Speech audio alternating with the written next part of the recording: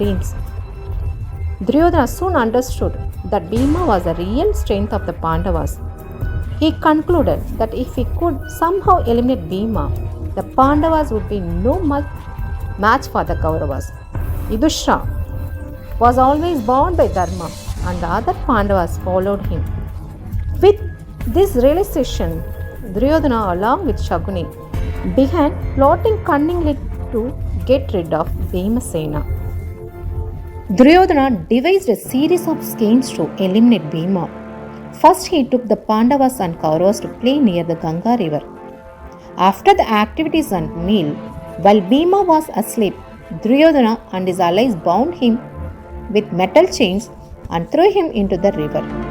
However, Bhima had been warned in advance by Yujutsu about Duryodhana's plans. Despite knowing what was coming, Bhima remained fearless, trusting in Krishna. Welcome to the Ancient Stories Alive channel. Last week, we delved into the tragic death of King Pandu and the arrival of the Pandavas in Hastinapur. If you haven't watched that episode yet, you can find it by clicking the link here. Don't miss out on the previous part of that story.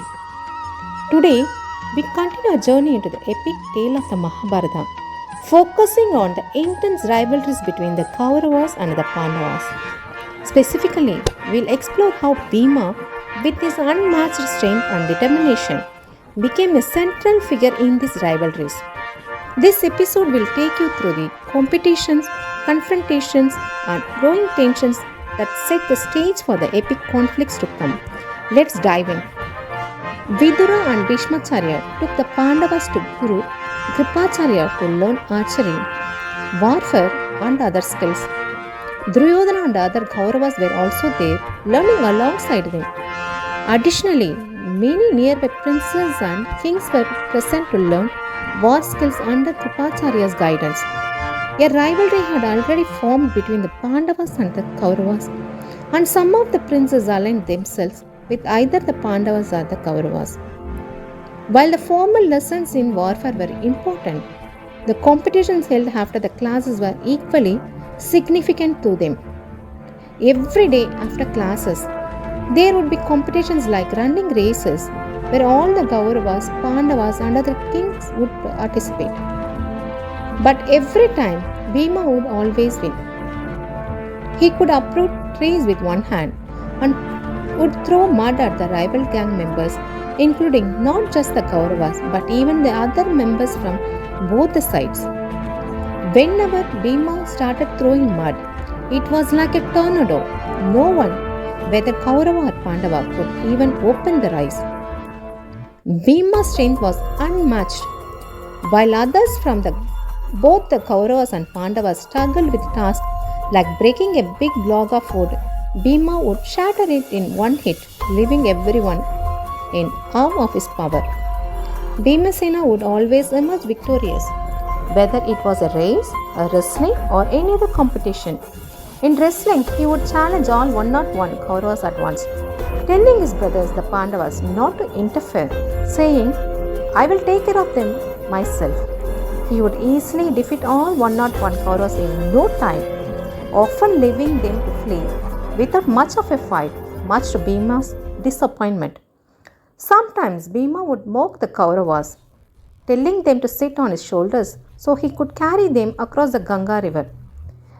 He would carry 6 to 8 Kauravas on his shoulders at a time, only to drop them in the middle of the river, watching them as they struggled to swim back to the shore. One day, while the Kauravas were climbing a big tree to gather fruits, Bhima approached and shook the tree with such force that all the Kauravas fell down, getting injured in the process.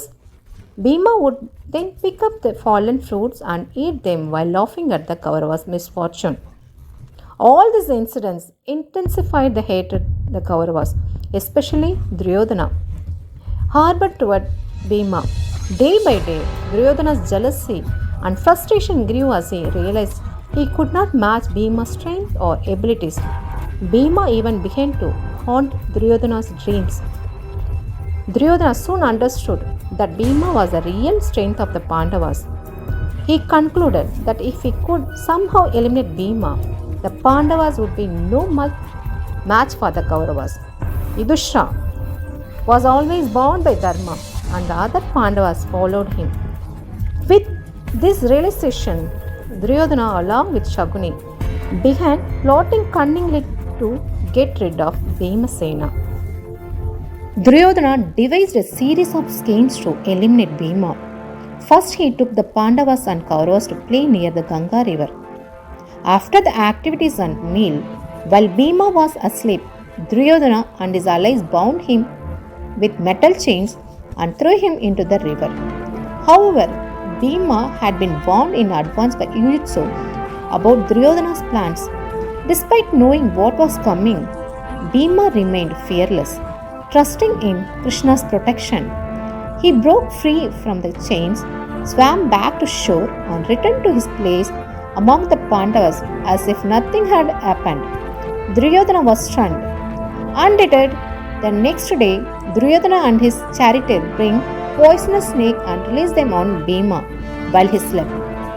Bhima's diamond-like body was unaffected by those snakes' bite. Bhima effortlessly killed all the snakes and in his rage also killed the charioteer who had brought them. When this plan also failed, Duryodhana organized a grand feast near the Ganga river, setting up a lavish tent. Potent poison, which was brought by Shakuni from his teacher Sukracharya, who had received it directly from Shiva, was mixed with Bhima's food.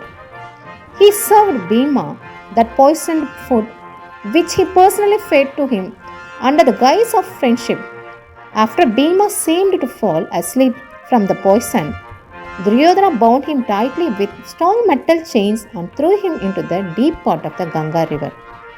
Meanwhile, the Pandavas and Kunti were deeply worried about Bhima's disappearance and searched everywhere without success. Vidura reassured them, saying, "Don't worry, Bhima is always under Krishna's protection. Nothing will happen to him. He will return safely. Have faith and do not be anxious." Bhima sank to the underworld, Patala Loha, home of the Nagas. The snakes there bit him, draining the poison from his body. Vasuki, the leader of the Nagas, was surprised and pleased to find Bhima. Vasuki and his son Aryaka honored Bhima and treated him to grand feast over 8 days. Vasuki instructed him to bathe in 8 sacred ponds of Nahaloha to gain the strength of 10,000 elephants. At the end of his stay, Bhima was given many jewels, ornaments, fruits, and grains before being sent back to the earth, now rejuvenated and strengthened. Those events demonstrated Bhima's incredible strength and unwavering devotion to Krishna as he faced each challenge with unshakable faith and courage. Thank you for watching. If you enjoyed this story, don't forget to like, share, and subscribe for more tales from the Mahabharata. Thank you.